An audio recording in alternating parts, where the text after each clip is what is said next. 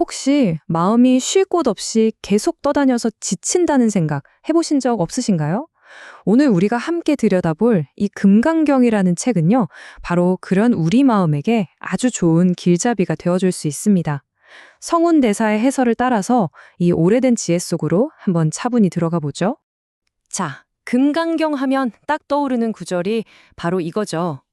응당 머무는 바 없이 그 마음을 내라. 이게 무슨 뜻일까요? 사실 선종의 육조 해능대사도 바로 이 말을 듣고 깨달음을 얻었다고 하잖아요. 그러니까 어딘가에 딱 마음을 붙들어 매지 말라는 거예요.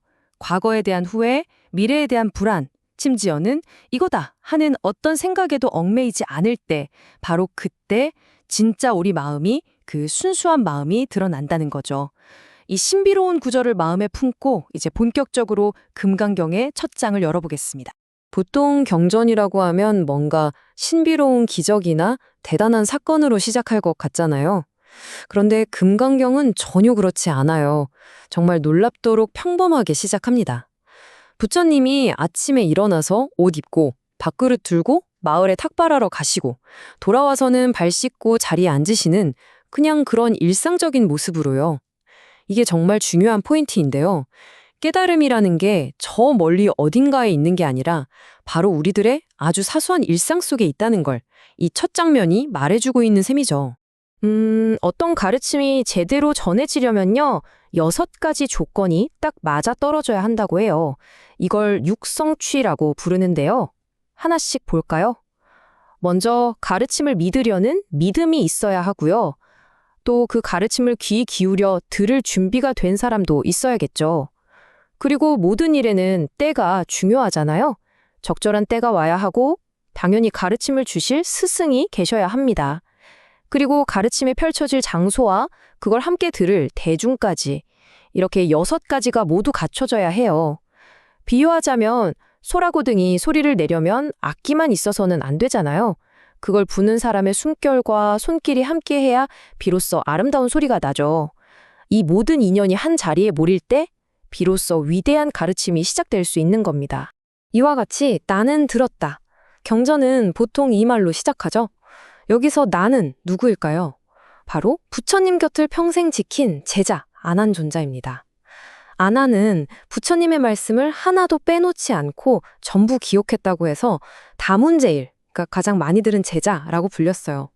그러니까 이 첫 문장은 이 가르침은 제가, 아난이 부처님께 직접 들은 내용입니다 하고 증언하는 것과 같아요. 덕분에 우리는 이 경전이 후대에 지어낸 이야기가 아니라 부처님의 진짜 가르침이라는 믿음을 가질 수 있게 되는 거죠. 그런데 여기서 한 가지 궁금증이 생길 수 있어요. 불교에서는 나라는 고정된 실체는 없다고 무아를 가르치잖아요. 그런데 왜 경전의 첫 마디가 나일까요? 이건 굉장히 중요한 질문입니다. 여기서 말하는 나는요, 우리가 평소에 이게 나야 라고 생각하는 그런 영원불변의 자아를 말하는 게 아니에요. 이건 그냥 제가 들었습니다 라고 사실을 전달하기 위해서 세상 사람들이 쓰는 언어를 잠시 빌려온 일종의 대명사 같은 거죠. 진짜 나라는 실체가 있어서가 아니고요. 이 둘의 차이를 아주 재미있는 이야기로 설명할 수 있어요.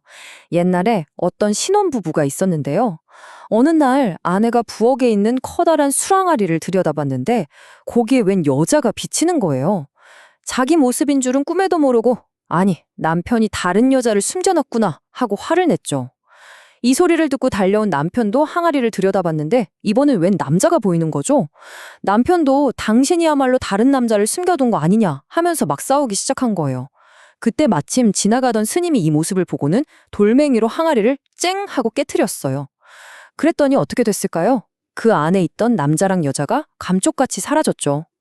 부부는 그제서야 우리가 본 게 그냥 실체 없는 그림자였구나 하고 깨달았다는 거예요.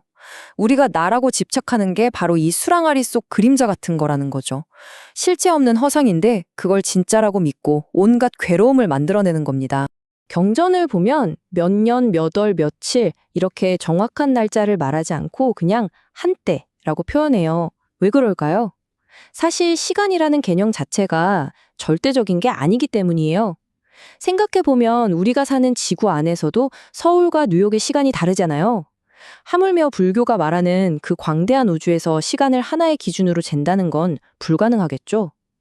여기서 말하는 한때는요, 그런 달력상의 시간이 아니라 스승의 가르침과 제자의 마음이 시공간을 넘어서 딱 하나로 연결되는 그 순간, 깨달음의 주파수가 정확히 일치하는 바로 그 영적인 순간을 뜻하는 겁니다.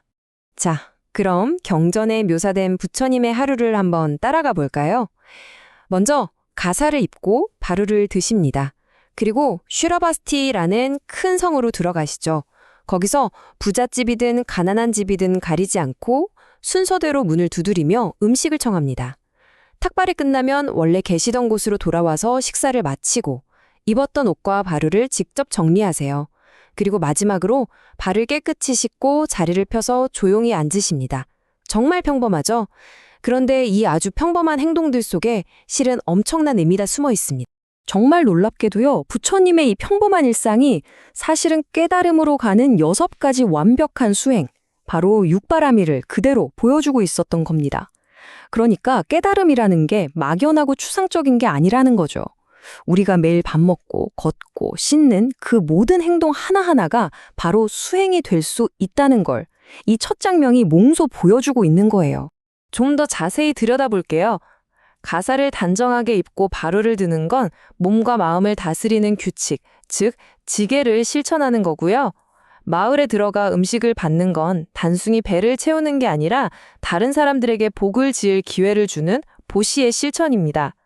그리고 잘 사는 집, 못 사는 집 가리지 않고 차례대로 가는 건 어떤 좋고 나쁨에도 흔들리지 않는 마음, 인욕의 수행이죠. 식사를 마치고 스스로 그릇을 씻고 정리하는 건 꾸준히 선한 일을 해나가는 정진의 모습이고요. 발을 씻고 자리에 앉아 고요히 마음을 가라앉히는 건 선정의 실천입니다. 그리고 이 모든 것을 가능하게 하고 그 안에 담긴 깊은 의미를 꿰뚫어보는 힘이 바로 바냐, 즉 지혜인 것이죠. 부처님께서 이렇게 고요히 자리에 앉으셨을 때 제자들 중에서 공의 도리를 가장 잘 이해했다고 알려진 수보리 존자가 자리에서 일어납니다. 그리고 질문을 하죠. 이 질문은 사실 수보리 한 사람만의 질문이 아니에요. 그 자리에 있던 모든 사람들, 그리고 시대를 넘어서 지금 이 시대를 살아가는 우리 모두의 마음속에 있는 그런 근본적인 질문이었습니다.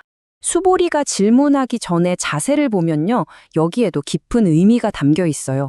오른쪽 어깨를 드러내고 오른쪽 무릎은 땅에 꿇고 두 손은 합장합니다. 여기서 오른쪽 무릎은 현실 세계를 살아가는 지혜를 뜻하고 땅은 변하지 않는 궁극적인 진리를 상징해요. 그러니까 제 질문은 이미 진리에 닿아 있습니다. 라는 걸 몸으로 보여주는 셈이죠.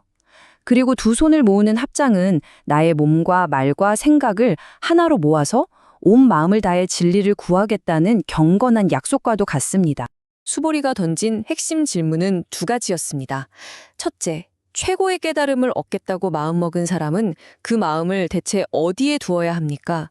그리고 둘째, 그렇게 마음을 먹어도 자꾸만 떠오르는 이 망상들은 어떻게 다스려야 합니까? 이거 정말 우리 모두의 질문 아닌가요?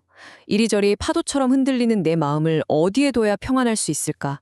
그리고 도무지 통제되지 않는 이 생각의 흐름을 어떻게 잠재울 수 있을까? 하는 바로 그 질문이죠. 이 위대한 질문에 대한 부처님의 첫 대답은 뜻밖에도 아주 간단합니다. 응당 이와 같이 머물고 이와 같이 그 마음을 항복받아야 하느니라. 여기서 제일 중요한 말은 이와 같이예요. 이렇게 하라는 거죠. 어떤 특별한 기술이나 비법을 알려주시는 게 아니에요. 부처님께서 이제부터 설명해 주실 진리의 모습, 세상이 돌아가는 본래의 모습, 바로 그렇게 마음을 두고 다스리라는 가장 직접적이고 근본적인 가르침을 주시는 겁니다. 자, 이제 부처님께서는 이와 같이가 도대체 무엇인지 그 깊은 의미를 하나씩 풀어주기 시작하십니다. 그 첫 번째 가르침은 바로 보살의 서원에 대한 이야기인데요. 다른 존재를 돕는다는 것, 즉 구원이라는 개념 자체를 완전히 새로운 시각에서 바라보게 만드는 아주 역설적인 이야기입니다. 보살은 이런 원대한 서원을 세웁니다. 이 세상에 존재하는 모든 종류의 생명들, 그러니까 알에서 태어났든 뱃속에서 태어났든 습한 곳에서 생겨났든 모습이 변하며 태어났든 또 형체가 있든 없든 생각이 있든 없든 심지어 생각이 있는 것도 아니고 없는 것도 아닌 그런 존재들까지 이 모든 존재들을 내가 전부 구원해서 열반에 들게 하리라. 이 목록을 보면 정말 우주에 있는 모든 생명체를 다 포함하겠다는 거잖아요. 보살의 자비심이 얼마나 크고 차별이 없는지를 잘 보여주죠. 옛날 이야기에서 자신의 몸을 다리 삼아 모든 동물을 구했다는 사슴왕처럼 보살의 마음은 단 하나의 존재도 그냥 지나치지 않는 겁니다. 그런데 바로 이 지점에서 금강경의 가장 중요한 역설이 등장합니다. 이렇게 셀 수 없이 많은 중생을 다 구원했지만 사실은 단 한 명의 중생도 구원받은 이가 없다. 아니 이게 대체 무슨 말일까요?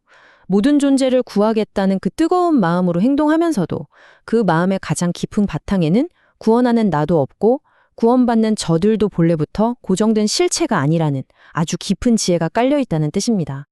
왜냐하면 진짜 보살은 네 가지 환상, 즉 사상에 머물지 않기 때문입니다. 첫째, 나라는 변치 않는 실체가 있다는 생각, 이게 아상이고요. 둘째, 나와 분리된 너 또는 남이 있다는 생각, 인상입니다. 셋째, 우리 인간 또는 중생이라는 어떤 집단이 따로 존재한다는 생각, 중생상이죠. 마지막으로 생명에는 정해진 시작과 끝이 있다는 생각, 수자상입니다. 이 네 가지 생각이 바로 우리가 세상을 나누고 분별하며 괴로워하는 근본 원인이에요. 만약 보살의 마음에 이런 생각들이 조금이라도 남아있다면 그를 진정한 보살이라고 할 수 없다는 겁니다. 이렇게 거대한 철학적인 이야기가 이제는 아주 구체적이고 우리가 직접 해볼 수 있는 실천으로 이어집니다. 나라는 생각이 본래 허상이라는 깨달음을 일상 속에서 어떻게 구현할 수 있을까? 바로 나눔, 즉 보시바라밀이라는 수행을 통해서입니다. 보살은 그 어떤 것에도 마음을 두지 않고 보시를 행해야 한다. 여기서 어떤 것이란 우리가 감각하고 생각하는 모든 것을 말해요. 눈에 보이는 예쁜 물건, 귀에 들리는 좋은 소리, 맛있는 음식, 좋은 향기, 부드러운 감촉, 그리고 내가 좋은 일을 했어 하는 그 생각까지도요. 그 어떤 것에도 마음이 딱 달라붙지 않은 상태로 그냥 순수하게 베풀어야 한다는 거죠. 이 나눔에는 두 가지 종류가 있다고 볼 수 있어요. 하나는 뭔가를 바라고 주는 집착하는 나눔입니다. 칭찬을 기대하거나 나중에 복을 받기를 기대하는 거죠. 이건 마음을 나누는 게 아니라 일종의 거래에 가깝습니다. 반면에 집착 없는 나눔이 있어요. 여기에는 세 가지가 텅 비어 있다고 보는데요. 주는 나도 실체가 없고 받는 상대도 실체가 없으며 우리가 주고받는 물건이나 행위, 그 자체도 실체가 없다는 통찰입니다. 이걸 삼륜청정이라고 해요. 옛날에 한 선사가 기부자에게 이런 말을 했대요. 만약 고맙다는 인사가 필요하다면 당신의 기부는 거래이고 우리의 볼일은 여기서 끝입니다. 바로 이 집착 없는 나눔의 핵심을 찌르는 말이죠. 그래서 경전은 이렇게 힘주어 말합니다. 만약 보살이 그 어떤 모습이나 생각에도 집착하지 않고 보시한다면 그로 인해 쌓이는 복덕은 정말 헤아릴 수가 없다. 이 헤아릴 수 없는 복덕이 대체 얼마나 큰 것인지 우리에게 알려주기 위해 부처님께서는 마지막으로 아주 아름답고 심오한 비유를 하나 들어주십니다. 그 복덕의 크기가 바로 허공과 같다고 하십니다. 왜 하필 허공에 비유했을까요? 생각해 보세요. 허공은 동서남북 위아래 어디에나 있지만 그 끝을 잴 수가 없죠. 또 모든 것을 다 담고 있지만 그 무엇으로도 허공을 망가뜨릴 수는 없어요. 형체가 없으니 측량할 수도 없고요. 집착 없이 행한 순수한 나눔의 공덕이 바로 이 허공과 같은 성질을 가졌다는 겁니다. 끝이 없고 파괴되지 않으며 잴 수 없이 크다는 거죠. 자, 그럼 여기서 마지막 질문에 도착하게 됩니다. 궁극적인 진리도 그로 인한 무한한 공덕도 허공처럼 형상이 없다면 우리가 경전에서 읽고 그림으로 보는 부처님의 그 거룩한 모습, 그분의 모험은 어떻게 이해해야 할까요? 과연 우리는 이 육체의 눈으로 진짜 부처님을 볼 수 있는 걸까요? 이 질문을 마음속에 담아두고 다음 시간에는 형상이 있는 것과 없는 것, 보이는 세계와 보이지 않는 진리의 관계에 대해서 더 깊이 이야기 나눠보겠습니다. 오늘 우리가 함께 여행할 책은 금강경입니다. 이 경전은 부처님과 그의 제자인 수부리가 나눈 대화를 담고 있는데요. 나는 누구인가? 이 세상은 과연 무엇인가와 같은 아주 근본적인 질문들을 우리에게 던집니다. 우리가 너무나 당연하게 생각했던 모든 것들, 그 이면의 진짜 모습을 꿰뚫어 볼 수 있도록 이끌어주는 지혜의 등불 같은 책이죠. 그 여정은 바로 이 질문에서 시작됩니다. 수부리가 부처님께 여쭙죠. 사실 이 질문은 우리 모두의 마음속에 있는 질문이기도 합니다. 어떻게 해야 이 평온하고 충만한 마음 상태를 계속 유지할 수 있을까요? 그리고 쉴 새 없이 떠오르는 이 번잡한 생각들을 어떻게 하면 다스릴 수 있을까요? 이 근원적인 물음에 대한 부처님의 가르침을 지금부터 한 걸음 한 걸음 따라가 보도록 하겠습니다. 부처님의 첫 대답은 놀라울 정도로 단순하고 명쾌했습니다. 이렇게 머물고 이렇게 다스려라. 그럼 그 이렇게라는 것은 대체 무엇을 의미하는 걸까요? 그 첫 번째 문을 여는 열쇠가 바로 보살의 마음입니다. 여기서 보살이라고 하면 보통 깨달음을 추구하면서 동시에 다른 모든 존재들을 구원하겠다고 큰 서원을 세운 사람을 말하죠. 그런데요, 이 보살의 마음이라는 건 단종이 착한 마음이나 남을 돕는 마음, 그 이상을 의미합니다. 이건 나의 작은 행복이나 암의를 넘어서서 이 우주에 존재하는 모든 것을 단 하나도 빠짐없이 끌어안겠다는 정말 상상하기조차 어려운 거대한 마음의 경지를 말하는 겁니다. 자, 그럼 그 첫 번째 가르침, 보살의 마음 속으로 조금 더 깊이 들어가 볼까요? 그 마음의 가장 중심에는요, 이 세상의 모든 존재를 그 어떤 예외도 없이 구하겠다는 아주 넓고 큰 서원이 자리하고 있습니다. 이것이야말로 대승불교 정신의 정수라고 할 수 있고 금강경이 우리에게 가장 먼저 보여주고자 하는 길이기도 합니다. 네, 바로 이 구절이 보살의 마음이 어떤 것인지를 보여주는 위대한 선언입니다.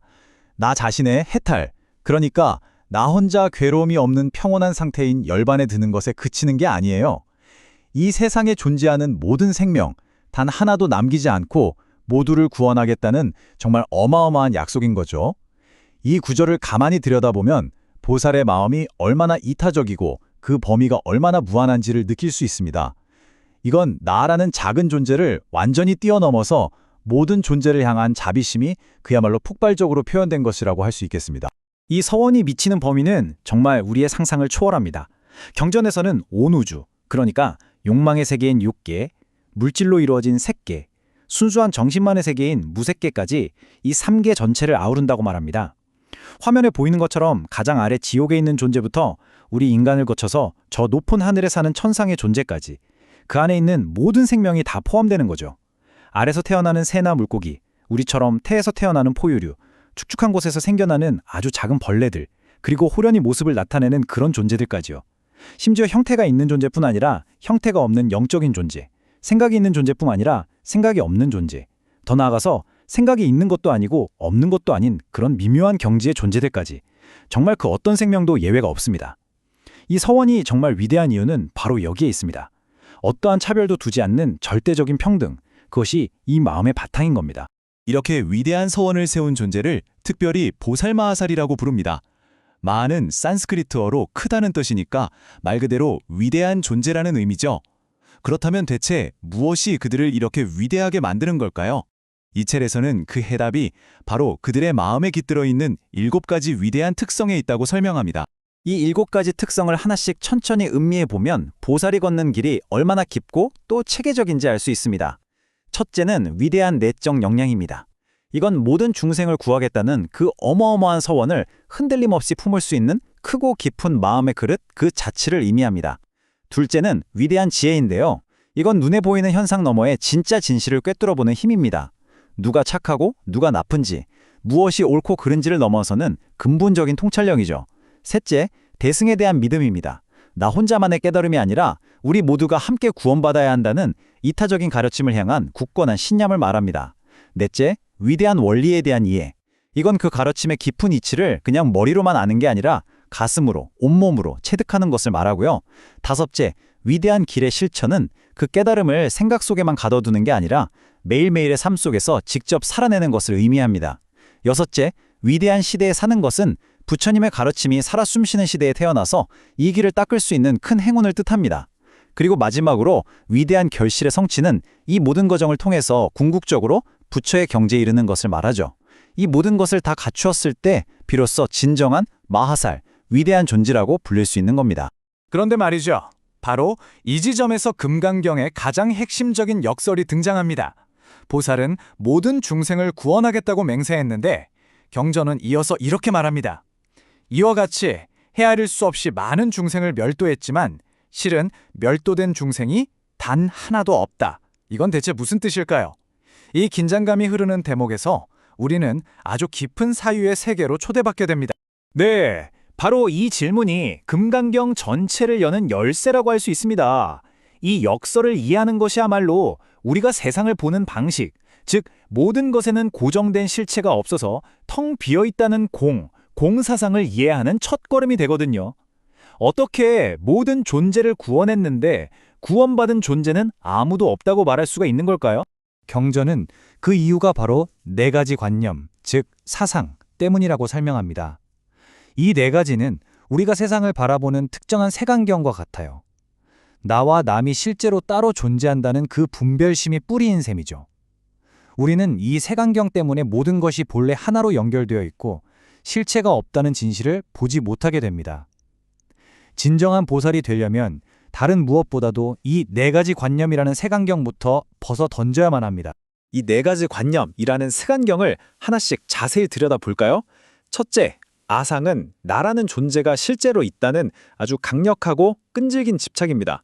내가 중생을 구원한다. 바로 그 생각의 주체가 되는 나가 있다는 착각이죠. 둘째, 인상은 구원받는 타인이 있다는 집착입니다. 나와는 완전히 분리된 너 또는 그들이 저기에 따로 존재한다는 생각이에요. 나가 있다고 생각하면 필연적으로 남도 있게 마련이니까요.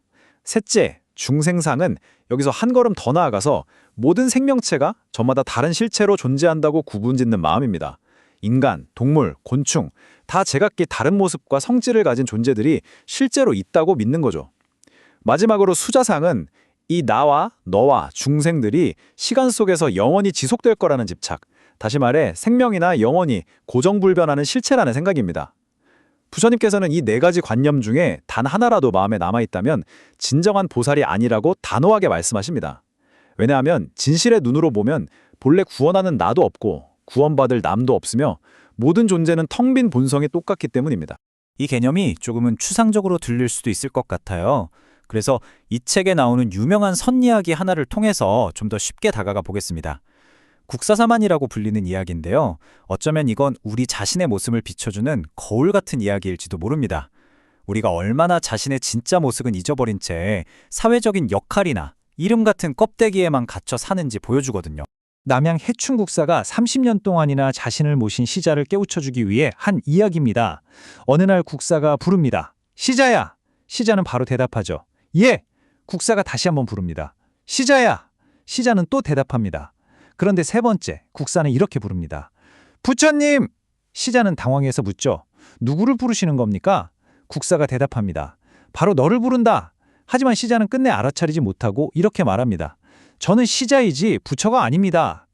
이야기의 핵심이 바로 여기에 있습니다. 우리는 시자, 즉 의사, 학생, 부모 같은 사회적 역할에만 스스로를 가둘 뿐 자신의 본성이 본래 부처라는 사실을 알아보지 못하는 겁니다. 이처럼 우리는 나라는 상, 중생이라는 상에 갇혀서 자신의 진짜 모습을 잊고 살아가는 것이죠. 자, 지금까지 우리는 보살의 마음이 나와 남이라는 형상, 즉 상에서 벗어나야 한다는 것을 배웠습니다. 그렇다면 그런 마음을 가진 사람은 실제로 이 세상 속에서 어떻게 행동해야 할까요? 이제 그 형상 없는 마음이 어떻게 구체적인 실천으로 드러나는지 바로 형상 없는 보시, 즉 머무름 없는 베품에 대해 살펴보겠습니다. 네, 정말 중요한 질문입니다. 모든 것이 공하고 나와 남의 구분이 없다면 그럼 대체 어떻게 살라는 말인가 하는 의문이 들 수 있죠. 이 질문은 우리가 방금 배운 형상 없는 마음이라는 개념을 이제 우리 삶의 구체적인 실천으로 연결해주는 아주 중요한 다리가 되어줍니다. 이것이 바로 금강경 4장의 핵심 가르침입니다. 행동은 하되 그 행동이나 결과에 대한 어떤 생각, 어떤 집착에도 마음이 머물러서는 안 된다는 것이죠. 특히 보살이 행하는 가장 기본적인 실천인 보식, 즉 베품을 행할 때 이 원칙이 더욱 중요하게 작용합니다. 이를 불교에서는 삼륜체공의 보시라고 부릅니다. 말 그대로 세 개의 바퀴가 모두 텅 비어 있다는 뜻인데요. 첫 번째 바퀴는 주는 나입니다. 내가 이렇게 좋은 일을 한다는 뿌듯한 마음 또는 누군가를 돕는다는 우월감조차도 내려놓아야 합니다. 두 번째 바퀴는 받는 상대방입니다. 저 사람은 불쌍하니까 내가 돕는다는 식의 구분짓는 마음 없이 그저 나와 똑같은 평등한 존재로서 베풀어야 합니다. 그리고 세 번째 바퀴는 내가 준 물건입니다. 내가 얼마나 비싸고 가치 있는 것을 주었는지에 대한 생각도 깨끗이 비워내야 하죠.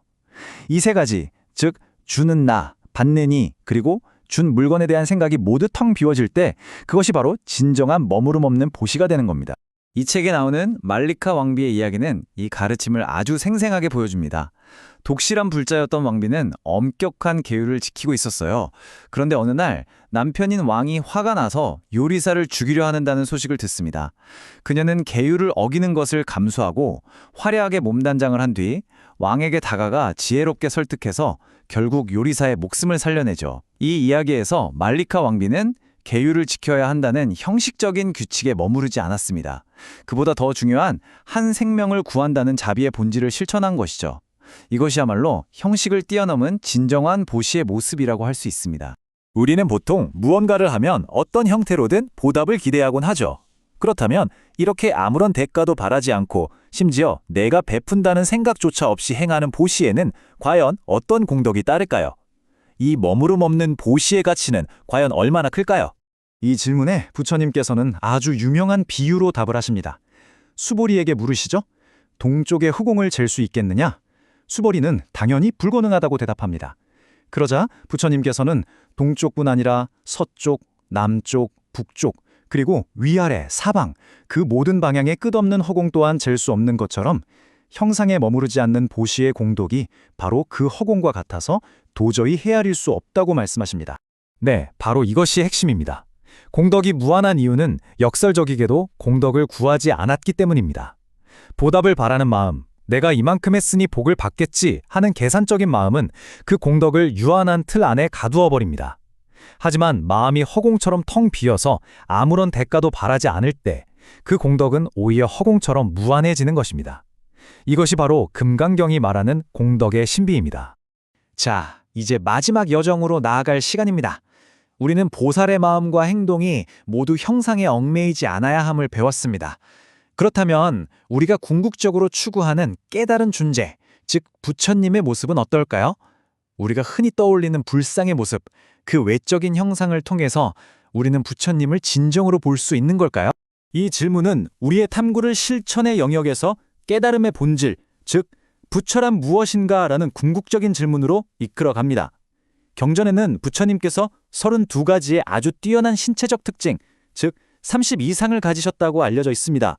그렇다면 이 완벽해 보이는 모습이 바로 부처님의 참 모습일까요? 여기에 대해 금강경은 전체를 관통하는 가장 유명하고도 핵심적인 가르침을 우리에게 던져줍니다. 무릇 형상이 있는 것은 모두 허망하다. 만약 모든 형상이 아님을 본다면 곧 열애를 보리라. 이 말은 부처님의 그 완벽하다는 32가지 모습조차도 눈에 보이는 형상이기 때문에 그것 또한 본질이 아니라는 뜻입니다. 경전은 말합니다. 당신이 그 모든 겉모습 너머의 텅 빈 본질, 즉 형상이 곧 형상이 아님을 볼 수 있을 때 바로 그때 비로소 진정한 부처, 즉 열애를 보는 것이라고 말입니다. 네, 이 마지막 슬라이드가 지금까지의 모든 가르침을 하나로 모아줍니다. 바로 육신의 눈으로 보는 것과 지혜의 눈으로 보는 것의 차이죠. 우리가 보통 본다고 하는 것은 부처님의 완벽한 육신, 그 32가지 특징을 보는 것이지만 그것은 겉모습에 집착하는 것에 불과합니다. 하지만 진정으로 본다는 것은 그 완벽한 형상조차 실체가 아니며 부처님의 진짜 모습은 형상이 없는 진리 그 자체, 즉 법신임을 꿰뚫어 보는 것입니다. 결국 금강경은 우리 각자에게 이렇게 묻고 있습니다. 당신은 지금 무엇을 보고 있습니까? 눈에 보이는 껍데기입니까? 아니면 그 너머의 영원한 진리입니까? 이 질문에 대한 답을 우리 자신의 삶 속에서 찾아가는 여정, 그것이 바로 이 책을 읽는 진정한 의미가 아닐까 생각합니다. 자, 지난 시간에 이어서 반야, 즉 공이라는 아주 깊은 지혜를 다루는 책이죠. 금강경에 대한 이야기를 계속 나눠보겠습니다. 지난 시간에 수보리가 부처님께 아주 근본적인 질문을 던졌었죠. 어떻게 깨달음을 향해 나아가야 합니까? 하고요. 이제 드디어 부처님의 대답이 시작되는데요. 놀랍게도 그 대답은 무슨 심오한 철학 이론 같은 게 아니었어요. 정말 의외의 지점에서 시작합니다. 바로 베푸는 것. 우리가 일상에서 할 수 있는 이 단순한 행위에서부터 모든 게 시작된다는 거죠. 자, 바로 이 4장에서 그 핵심을 다룹니다. 머무름 없는 베품. 그냥 뭔가를 주고받는 걸 넘어서 어떻게 하면 우리의 이 작은 베품이 무한한 공덕이 될 수 있을까? 그 비밀의 문을 지금부터 한번 열어보죠. 사실 금강경 전체를 관통하는 지혜가 이 한 문장에 다 담겨 있다고 해도 과언이 아니에요. 핵심 키워드는 바로 머무르지 말라 이겁니다. 바로 이 가르침이 우리가 그냥 좋은 일 했다고 생각하는 그 평범한 친절을 완전히 차원이 다른 영적인 수행으로 바꿔주는 뭐랄까 마법의 열쇠 같은 거죠. 아니 근데 머무르지 않는다는 게 대체 무슨 뜻일까요? 좀 막연하잖아요. 쉽게 말해서 우리가 베푼다는 행위를 할 때 머릿속에 그리는 그림, 그 전체 스토리를 그냥 지워버리는 거예요. 내가 준다는 생각, 저 사람에게 준다는 생각, 그리고 이렇게 좋은 걸 준다는 생각, 이 세 가지 프레임에 갇히지 않는 거죠. 이걸 불교 용어로 삼륜체공이라고 하는데요. 주는 사람, 받는 사람, 그리고 그 물건이라는 세 개의 바퀴가 사실은 텅 비어있다, 실체가 없다는 걸 아는 거예요. 그냥 하나의 커다란 흐름 속에서 잠시 일어난 일일 뿐이라는 거죠. 경전에서는 우리가 어디에 잘 머무는지 아주 콕 집어서 이야기해줘요. 그게 뭐냐면 바로 우리 감각이에요. 예를 들어 좋은 물건을 선물하면서 눈으로 느끼는 뿌듯함. 상대방이 와 정말 고마워요 할 때 귀로 들리는 그 기분 좋은 칭찬. 그리고 이게 진짜 무서운 건데 마음속으로 아, 나 진짜 괜찮은 사람인 것 같아 하고 스스로 만족하는 그 생각. 이 모든 감각적인 경험에 마음을 딱 붙들어 매지 말라는 거예요. 베품은 그냥 베품일 뿐 거기서 파생되는 달콤한 보상에 취하지 말라는 거죠. 그리고 이런 머무름 없는 마음은요, 베품의 종류를 가리지 않아요. 당장 배고픈 사람에게 밥 한 그릇을 주는 물질적인 것부터 시작해서 불안에 떠는 사람을 다독여주는 두려움 없음의 보시, 그리고 더 나아가서 지혜를 나눠주는 법보시까지. 그 어떤 형태의 베품이든 그 근본에는 내가 이걸로 뭘 얻겠다는 마음 없이 그냥 순수한 마음이 있어야 한다는 겁니다. 책에 보면 정말 인상적인 이야기가 하나 나와요. 말리카 왕비 이야기인데요. 이 왕비가 아주 독실해서 엄격한 서원을 지키고 있었어요. 그런데 어느 날 왕이 정말 사소한 이유로 요리사를 죽이려고 하는 거예요. 왕비는 엄청난 딜레마에 빠지죠. 내 서원을 지킬 것인가, 사람 목숨을 구할 것인가. 결국 왕비는요, 왕을 설득하기 위해서 자기 서원을 깨고 왕과 함께 술을 마셔요. 겉으로 보면 규칙을 어긴 거잖아요. 하지만 그 본질을 들여다보면 서원을 지킨다는 형식, 그 상에 머무르지 않은 거예요. 오직 한 생명을 구하겠다는 순수한 자비심이었던 거죠. 아, 진짜 선한 게 뭔지, 그게 정해진 틀이 아니라 바로 이런 살아있는 마음에 있다는 걸 보여주는 정말 멋진 이야기예요.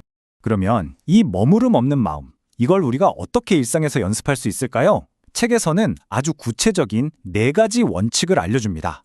화면에 보이는 것처럼 첫째, 내 능력에 맞게, 둘째, 기쁜 마음으로, 셋째, 이 사람은 좋고 저 사람은 싫고 이런 차별 없이, 마지막으로 어떤 보답도 기대하지 않고 거창하게 생각할 필요 없어요. 바로 이 4가지가 지금 여기서 우리가 바로 실천할 수 있는 보살의 길이라는 겁니다. 자, 그럼 이렇게 머무름 없이 베풀면 도대체 어떤 결과가 있을까요? 부처님은 여기서 정말 스케일이 큰 비유를 드십니다. 수보리에게 이렇게 물으세요. 수보리야, 저 동쪽 하늘, 저 허공의 크기를 잴 수 있겠느냐? 이건 그냥 하늘이 얼마나 크냐는 질문이 아니에요. 사실 우리 눈에 보이지도 않고 손에 잡히지도 않지만 이 세상 모든 걸 다 품고 있는 게 바로 허공이잖아요. 그 무한함에 대해 한번 생각해 보라는 거죠. 당연히 대답은 아니오겠죠. 동쪽 허공을 잴 수 없다면 서쪽, 남쪽, 북쪽, 위아래 그 어떤 허공도 잴 수가 없어요. 끝이 없으니까요. 바로 이겁니다. 나라는 생각 없이 어떤 상에도 머무르지 않고 베푼 보시의 공덕은 바로 저 동서남북 어디로도 끝을 알 수 없는 광대한 허공과 같다는 거예요. 바로 이 지점에서 하늘과 땅 차이가 나는 거예요. 내가 누군가에게 뭔가를 주면서 아, 저 사람이 나한테 고마워해야 하는데 나중에 나한테 뭔가 돌아오겠지? 하고 기대하는 순간 그건 그냥 비즈니스 거래가 되는 거예요. 딱 그만큼의 가치로 제한되죠. 하지만 아무런 기대 없이 나라는 생각도 없이 베푸는 순간 그 행위는 나라는 작은 존재를 저 무한한 허공, 우주 전체와 연결시켜주는 통로가 됩니다. 나를 내세우는 게 아니라 오히려 나를 녹여 없애는 수행이 되는 거죠. 이걸 아주 잘 보여주는 선사의 이야기가 있어요. 어떤 부자가 절에 엄청난 돈을 기부했는데 가만 보니 선사가 고맙다는 말을 안 하는 거예요. 그래서 기분이 상해서 따졌죠. 제가 이렇게 큰 돈을 냈는데 어찌 감사 인사 한마디 없으십니까? 그러자 선사가 아주 차분하게 대답해요. 그 공덕은 당신 것입니다.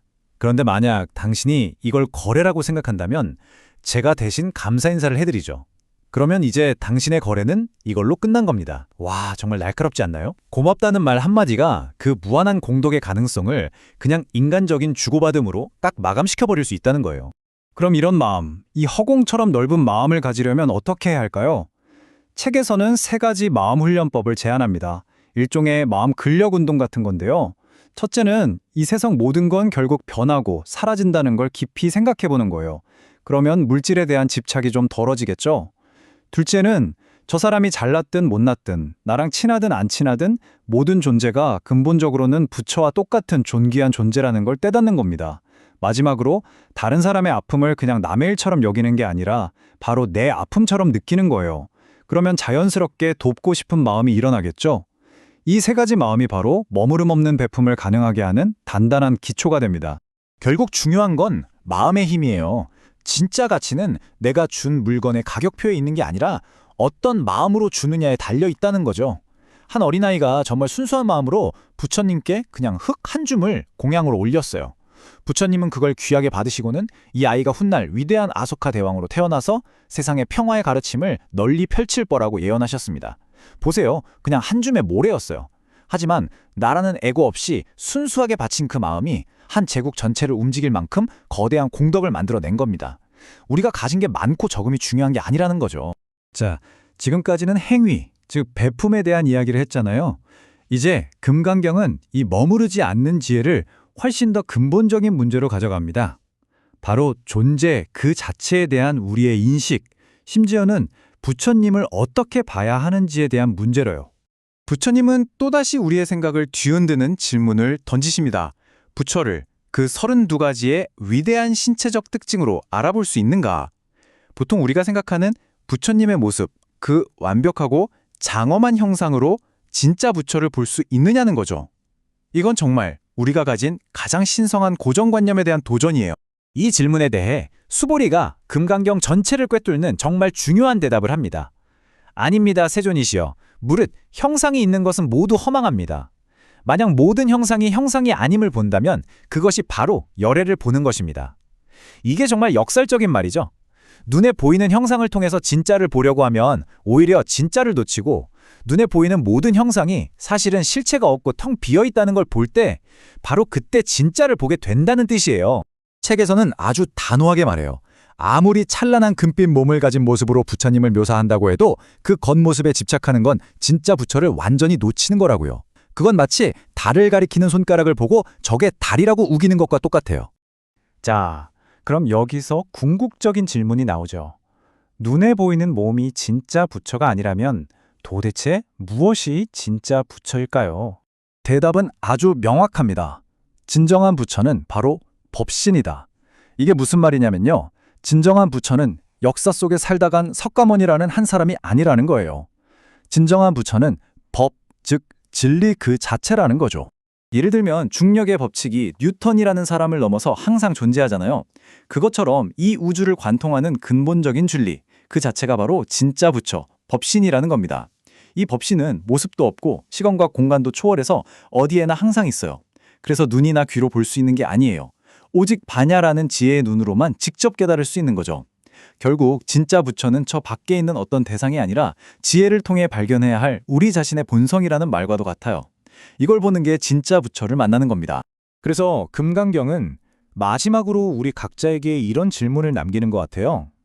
진리가 바로 부처라면 우리는 어떻게 이 진리를 책 속에서만 만나는 게 아니라 내 삶의 모든 순간순간에서 만날 수 있을까? 어쩌면 내 안에서 일어나는 온갖 생각들, 그리고 내 밖의 세상이라는 이 모든 형상들에 대한 집착을 조금씩 내려놓을 때 우리는 비로소 모든 곳에 이미 존재하고 있는 그 형상 없는 진짜 부처를 바로 지금 여기에서 보기 시작할 수 있을지도 모르겠습니다. 자, 우리가 지난 시간에는 마음의 소란을 어떻게 잠재울 수 있는지에 대해 이야기 나눠봤죠.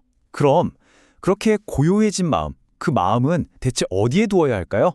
아무데도 두지 말아야 할까요? 바로 이 질문에 대해서 금강경이 아주 놀라운 가르침을 우리에게 제시합니다. 바로 보살의 길, 그러니까 마음을 어떻게 써야 하는지에 대한 이야기인데요. 이건 단순히 착한 일을 해라 하는 행동의 차원을 넘어서는 우리 마음의 근본적인 자세에 대한 아주 깊은 통찰이라고 할 수 있습니다. 이 모든 가르침의 핵심이 바로 이 한 문장에 담겨 있어요. 보살은 마땅히 법에 머무는 법 없이 보시를 행해야 한다. 굉장히 중요한 구절입니다. 여기서 법이라는 말이 좀 어렵게 들릴 수 있는데 사실은 우리가 경험하는 모든 걸 가리키는 말이에요. 예를 들면 우리 눈에 보이는 어떤 아름다운 풍경, 귀에 들리는 듣기 좋은 음악, 아니면 맛있는 음식의 맛, 심지어 우리 마음속에 아 좋다, 아 싫다 하고 떠오르는 그 생각 하나하나까지. 이 모든 게 다 법에 포함되는 거죠. 그러니까 금강경은 우리가 집착할 수 있는 그 어떤 것에도 마음을 두지 말고 그냥 베풀려고 말하고 있는 겁니다.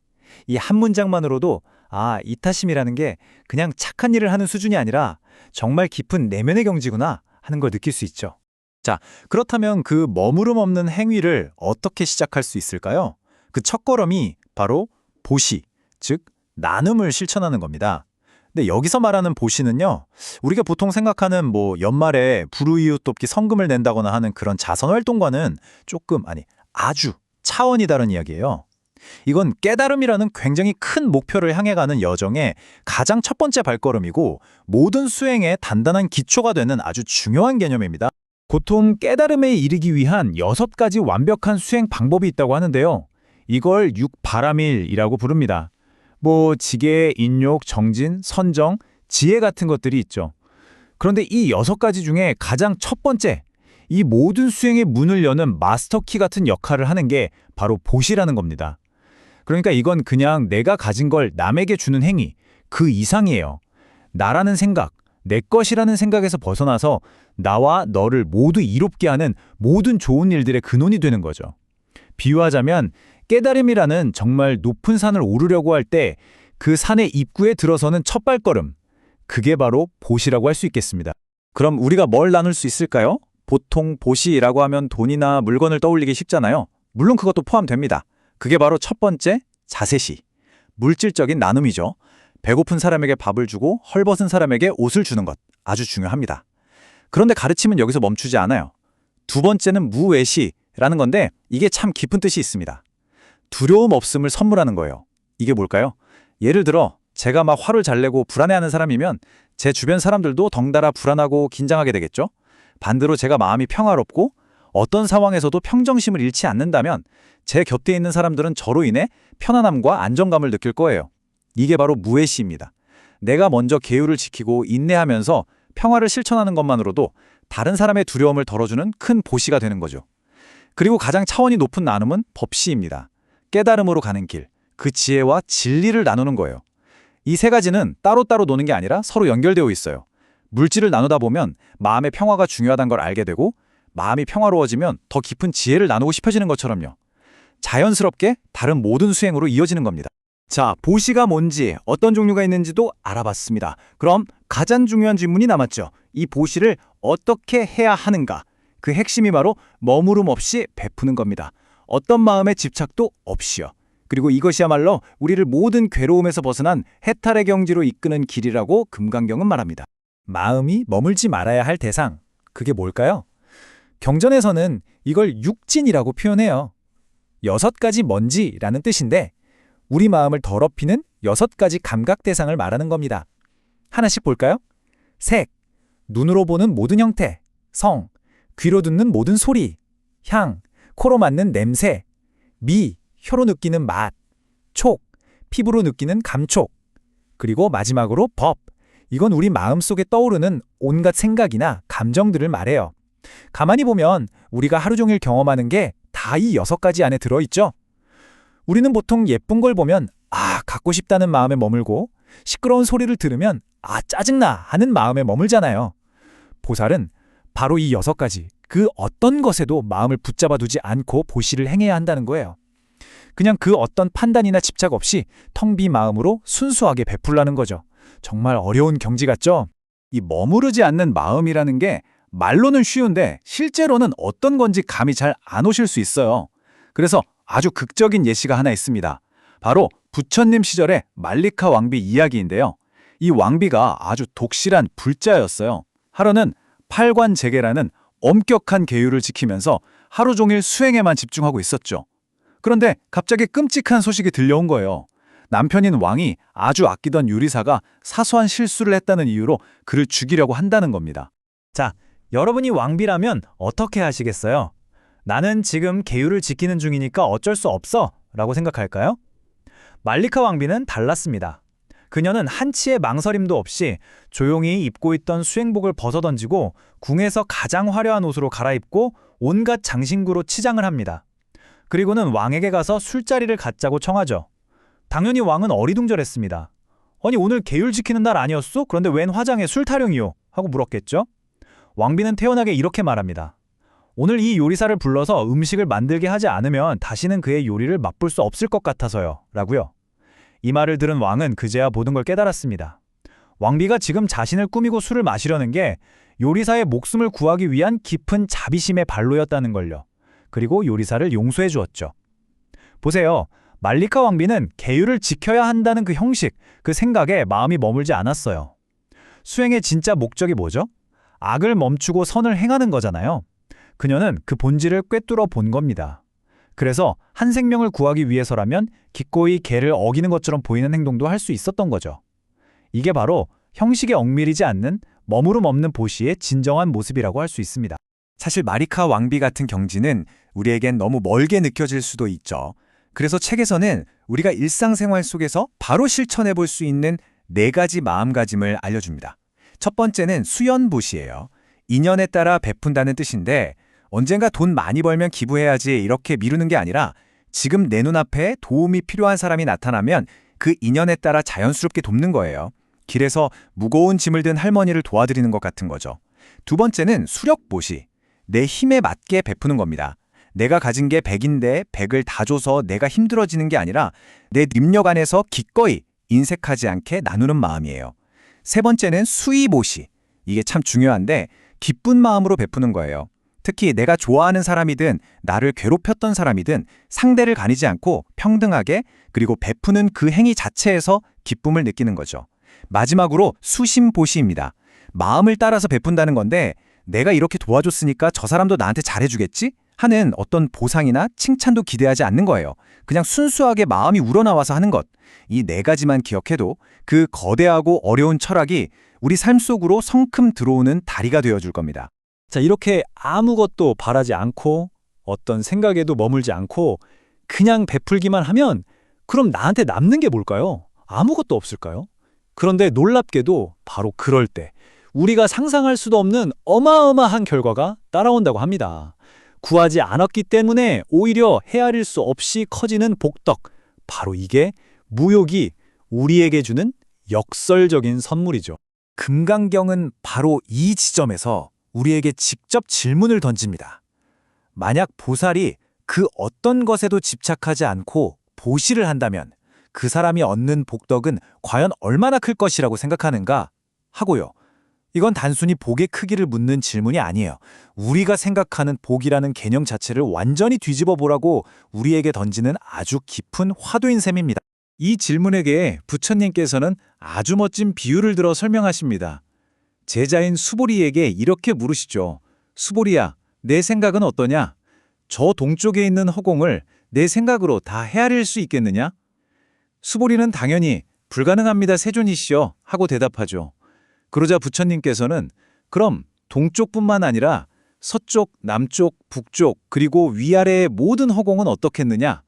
그것도 헤아릴 수 없지 않겠느냐? 하고 되물으시고는 머무름 없이 행한 보시의 복덕이 바로 저 허공과 같아서 도저히 생각으로는 헤아릴 수가 없는 것이다 라고 말씀하십니다. 왜 하필 허공에 비유했을까요? 예스님의 해설을 보면 3가지 이유가 있다고 해요. 첫째, 허공은 어디에나 있죠. 이 방 안에도 있고 밖에도 있고 우주 끝까지 펼쳐져 있습니다. 그래서 그 복덕이 시간과 공간을 초월해서 영원하다는 뜻입니다. 둘째, 허공은 정말 높고 광대하죠. 그 무엇과도 비교할 수 없을 만큼요. 그래서 그 복덕의 가치가 세상의 그 어떤 보물보다도 뛰어나다는 의미고요. 마지막으로 허공은 그 무엇으로도 파괴할 수가 없어요. 거센 바람이 분다고 허공이 찢어지나요? 큰 불이 난다고 허공이 타버리나요? 아니죠.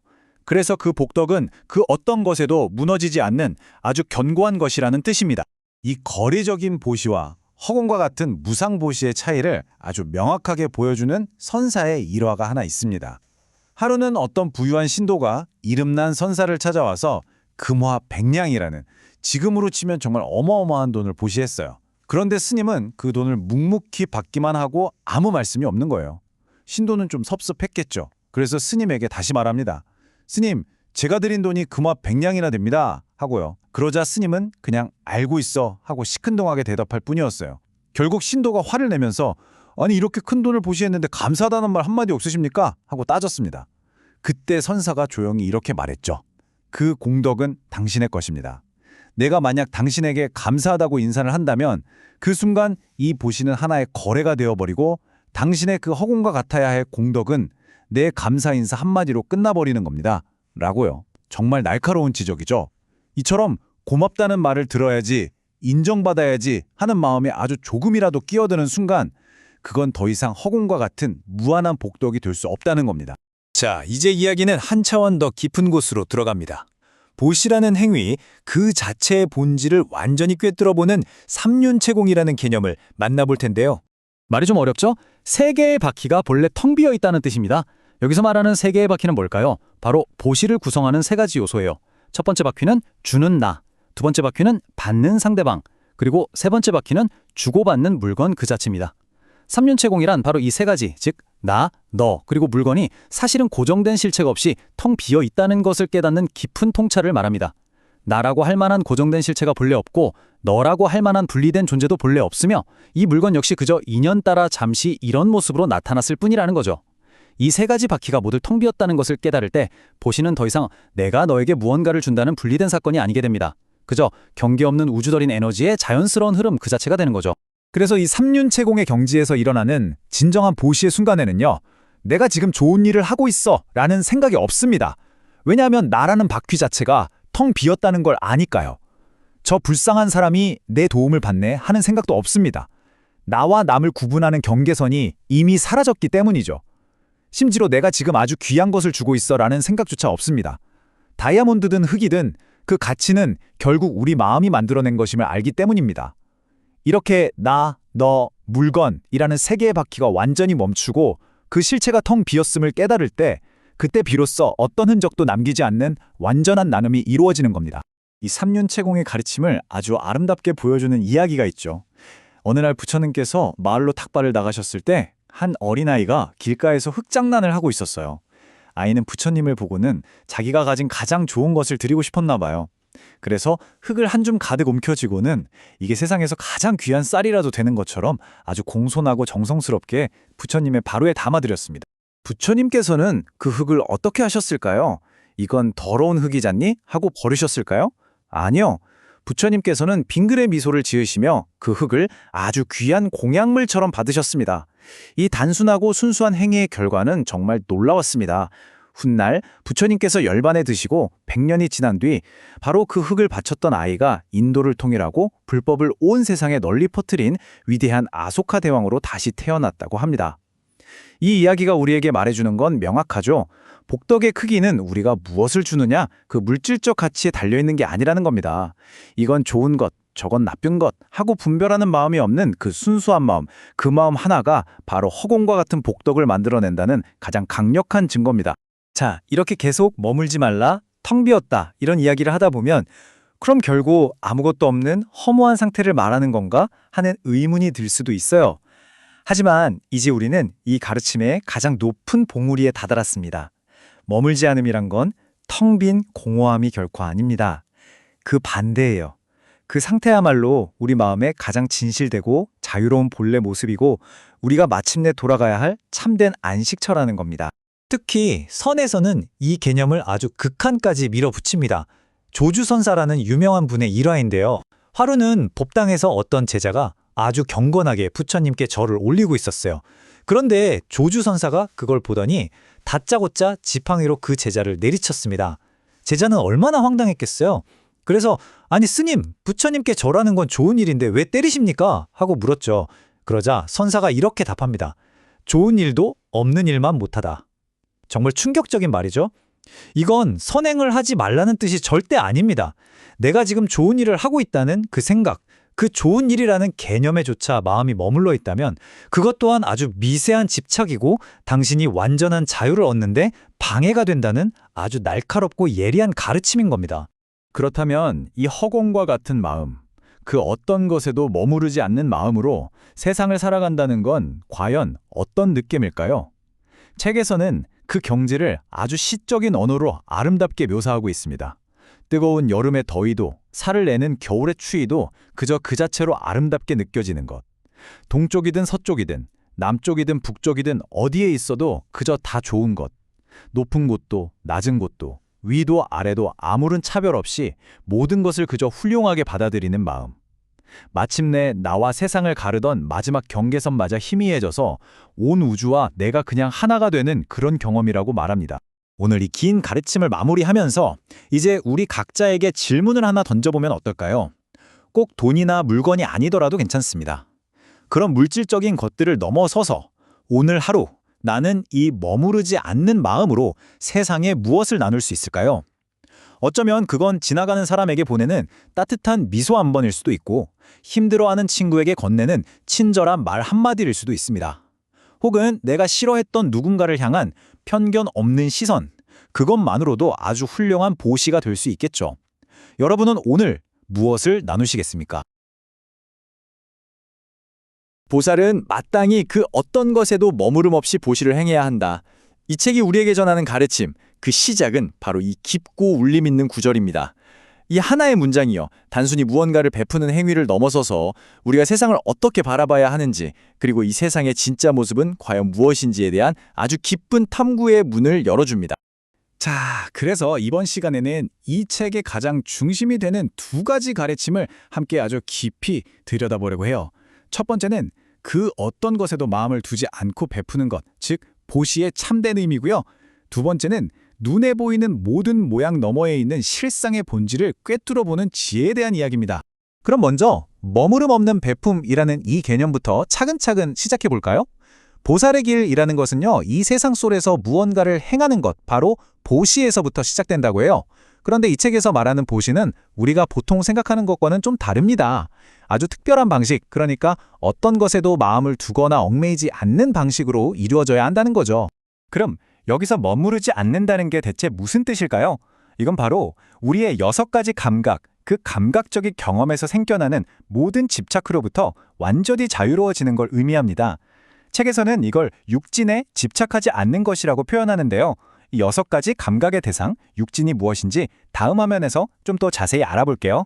네, 육진이란 바로 우리가 세상을 인식하는 6가지 통로이자 또 동시에 우리가 무언가에 집착하게 만드는 그 대상들을 말해요. 하나씩 살펴보면 눈으로 보는 모든 형태나 빛깔인 색, 귀로 듣는 소리인 성, 코로 맡는 냄새인 향, 혀로 느끼는 맛인 미, 그리고 몸으로 닿는 감촉인 촉, 마지막으로 우리의 마음에 떠오르는 온갖 생각이나 관념, 이걸 법이라고 합니다. 진정한 의미의 보시는 바로 이 6가지 모두에 대한 어떤 미련이나 집착을 완전히 넘어서야 한다는 뜻이죠. 자, 그럼 이 개념을 실제 보시에 한번 적용해 볼까요? 머무름 없는 보시라는 건요, 우선 내가 주는 물건의 모양이나 가치, 즉 색에 얽매이지 않는 거예요. 그리고 누군가에게 칭찬받거나 인정받으려는 마음, 그런 소리를 바라지 않는 것이죠. 또 그 행위와 관련해서 느껴지는 좋은 향기나 맛 같은 감각적인 즐거움에 집착하지 않는 것이고요. 더 나아가서 베푸는 그 순간의 물리적인 감촉에 매달리지 않고, 그리고 어쩌면 이게 가장 중요한데요. 아, 내가 이렇게 좋은 일을 했구나 하는 그 생각, 스스로를 베푸는 사람이라고 여기는 그 관념, 즉 법에조차 머무르지 않는 것. 바로 이게 진정한 보시라는 겁니다. 결국 가장 중요한 건요, 어떤 형식이나 정해진 규칙 그 자체가 아니라는 거예요. 그 안에 담겨 있는 순수한 마음, 그 의도가 핵심이라는 거죠. 이 자비심이라는 본질은 때로는 우리가 정해놓은 규칙의 형태보다 훨씬 더 중요할 수 있습니다. 책에 나오는 한 이야기가 이 점을 정말 잘 보여주고 있어요. 마리카 왕비의 이야기인데요. 정말 지혜로운 이야기입니다. 왕이 크게 화가 나서 요리사를 당장 처형하라고 명령해요. 마침 그날은 마리카 왕비가 금식을 하면서 경건하게 보내야 하는 제게일이었죠. 그런데 왕비는 갑자기 가장 화려한 옷을 입고 보석으로 치장한 뒤에 왕에게 술자리를 청합니다. 그러면서 사형 선고를 받은 그 요리사를 불러서 음식을 만들게 하죠. 왕은 제게일의 규칙을 어기는 왕비의 행동이 너무나 의아했어요. 그때 왕비가 설명합니다. 이것은 한 사람의 목숨을 구하기 위해서였다고요. 어쩌면 이 요리사가 마지막으로 자신의 재능을 펼칠 기회일지도 모르지 않느냐고요. 왕은 그 말을 듣고 왕비의 깊은 자비심에 크게 감동해서 결국 요리사를 용서해 줍니다. 겉으로 보기엔 규칙을 어긴 것 같지만 그 본질에는 생명을 구하려는 순수한 마음이 있었던 거죠. 이처럼 때로는 의도의 순수성이 형식보다 훨씬 더 중요하다는 걸 보여주는 이야기입니다. 그렇다면 이렇게 아무런 사심 없이 순수한 마음으로 베풀면 그 결과는 과연 어떨까요? 이제부터는 이렇게 집착 없이 베푸는 행위에서 비롯되는 우리가 상상하기조차 힘든 그 어마어마한 공덕에 대해서 한번 탐구해 보겠습니다. 바로 이 질문, 이 책에서도 똑같이 던져지는 질문이자 이 가르침의 핵심입니다. 어떤 형식에도 얽매이지 않고 내가 무엇을 주었다는 생각조차 없이 베푼 그 행위의 가치, 과연 이걸 측정이나 할 수 있을까요? 그 공덕은 얼마나 클까요? 부처님께서는 이 질문에 대해서 바로 답을 하시는 대신에 아주 깊은 비유가 담겨 있는 또 다른 질문을 제자에게 던지십니다. 그리고 놀랍게도 그 질문 안에 모든 답이 숨어 있었죠. 부처님은 제자인 수보리에게 이렇게 물으세요. 수보리야, 그대는 저 동쪽의 허공을 생각으로 헤아릴 수 있겠느냐? 수보리가 답하죠. 아닙니다, 세존이시여. 헤아릴 수 없습니다. 그러자 부처님께서 다시 물으십니다. 그렇다면 남쪽, 서쪽, 북쪽, 그리고 위아래의 허공은 또 어떠냐? 그 모든 허공을 다 헤아릴 수 있겠느냐? 수보리는 역시 똑같이 대답합니다. 헤아릴 수 없습니다, 세존이시여. 바로 그거예요. 답은 거기에 있었던 거죠. 이 비유가 우리에게 주는 강력한 결론입니다. 부처님께서는 집착 없이 행한 보시의 공덕 또한 저 끝없는 허공과 같아서 우리의 생각으로는 도저히 헤아리거나 측정할 수가 없다고 말씀하십니다. 왜 그럴까요? 그 보시를 행하는 마음 자체가 허공처럼 텅 비어있고 한계가 없기 때문입니다. 그래서 그 공덕 또한 한량이 없는 거죠. 책에서는 왜 허공이 이렇게 완벽한 비유인지 3가지 이유를 들어서 덧붙여 설명해요. 첫째, 허공은 어디에나 있잖아요. 어느 한 곳에만 있는 게 아니라 모든 곳에 두루 미치죠. 이것처럼 이 공덕 역시 모자람 없이 완전하다는 겁니다. 둘째, 허공보다 더 높고 위대한 게 있을까요? 이 공덕 또한 세상의 그 어떤 가치와도 비교할 수 없이 위대하다는 뜻이고요. 마지막으로 셋째, 허공은 바람이 분다고 불이 난다고 물이 찬다고 해서 사라지거나 파괴되지 않죠. 이처럼 순수한 마음에서 비롯된 공덕 또한 그 무엇으로도 훼손할 수 없고 영원히 사라지지 않는다는 의미입니다. 그러니까 결론은 이겁니다. 중요한 건 내가 무엇을 주느냐, 그 물건의 가치가 아니라는 거예요. 어떤 마음으로 주느냐, 그 마음의 순수함이 전부라는 거죠. 정말 순수하고 집착 없는 마음은요, 아주 사소하고 보잘것없는 것에서도 헤아릴 수 없는 공덕을 만들어낼 수 있습니다. 책이 나오는 또 하나의 이야기가 이걸 아주 잘 보여줍니다. 한 아이가 흙장난을 하다가 부처님을 보고는요, 한 줌의 모래를 손에 쥐고는 이게 아주 귀한 음식이라고 생각하면서 순수한 마음으로 공양을 올려요. 부처님은 그 마음을 아시고 미소 지으며 기쁘게 받으셨죠. 훗날 제자 아난이 세존이시여 왜 하필 모래를 받으셨습니까? 하고 그 이유를 묻자 부처님께서 이렇게 예언하십니다. 이 아이는 물질의 가치를 따지지 않고 오직 순수한 마음으로 보시했기 때문에 그 헤아릴 수 없는 공덕으로 100년 뒤에 이 세상을 다스리면서 부처님의 가르침을 온 세상에 널리 펼칠 위대한 아소카 대왕으로 태어나게 될 것이라고요. 이 이야기는 정말 다시 한번 명확하게 보여주죠. 선물의 가치는 물질에 있는 것이 아니라 오직 마음의 순수함에 달려 있다는 것을요. 자, 여기까지 우리는 보시라는 행위의 겉모습 넘어 그 본질을 보는 법에 대해서 이야기해봤습니다. 이제 한 걸음 더 깊이 들어가 볼 시간입니다. 그렇다면 이 세상에서 가장 거룩하다고 여겨지는 형상, 바로 부처님의 모습 그 자체는 어떨까요? 과연 부처님의 모습도 우리가 보는 그대로일까요? 이 질문은 우리를 행위의 주제에서 벗어나서 인식과 실제의 본질이라는 훨씬 더 깊은 차원으로 이끌어 줄 겁니다. 이제 우리가 마주할 질문은 바로 이것입니다. 이 몸이 부처인가? 과연 궁극의 실제, 즉 부처를 우리가 눈으로 보는 이 물리적인 모습, 그 외형을 통해서 파악할 수 있는가 하는 아주 근본적인 물음이죠. 책에서 부처님은 직접 자신의 육신에 대해서 질문을 던지세요. 당시에 부처님은 위대한 인물이 갖추고 있다는 32가지의 아주 특별한 신체적 특징, 이걸 30 이상이라고 하는데요. 이걸 모두 갖추고 계셨다고 해요. 그렇다면 이 완벽해 보이는 신체적 특징들을 통해서 진짜 부처, 즉 열애를 볼 수 있는 걸까요? 그런데 놀랍게도 책의 대답은 단호하게 아니오입니다. 그 32가지의 훌륭한 모습들은 진정한 모습이 아니라고 말해요. 왜냐하면 겉으로 드러난 모든 형상은 실상이 아니기 때문이라는 거죠. 이 차이를 좀 더 쉽게 이해하기 위해서 한번 비교해 볼게요. 우리가 눈으로 볼 수 있는 부처님의 몸, 즉 30 이상을 갖춘 육신을 보신 혹은 응신이라고 불러요. 이건 분명한 형상이 있고 이 세상에 나타나며 시간의 흐름에 따라 결국은 변하게 되는 하나의 현상입니다. 하지만 부처님의 진짜 본질은 법신이라고 해요. 이 법신은 형상이 없습니다. 마치 텅 빈 허공과 같고 영원히 변하지 않는 궁극적인 실제 그 자체를 의미하죠.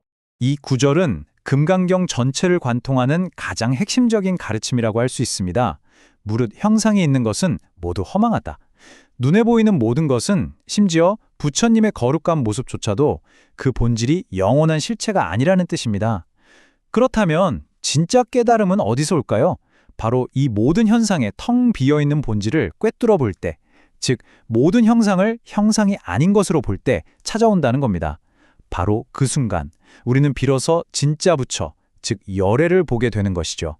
결국 우리가 나아가야 할 길, 우리가 보고자 하는 목표는 어떤 특정한 인물의 형상을 보는 것이 아니라는 겁니다.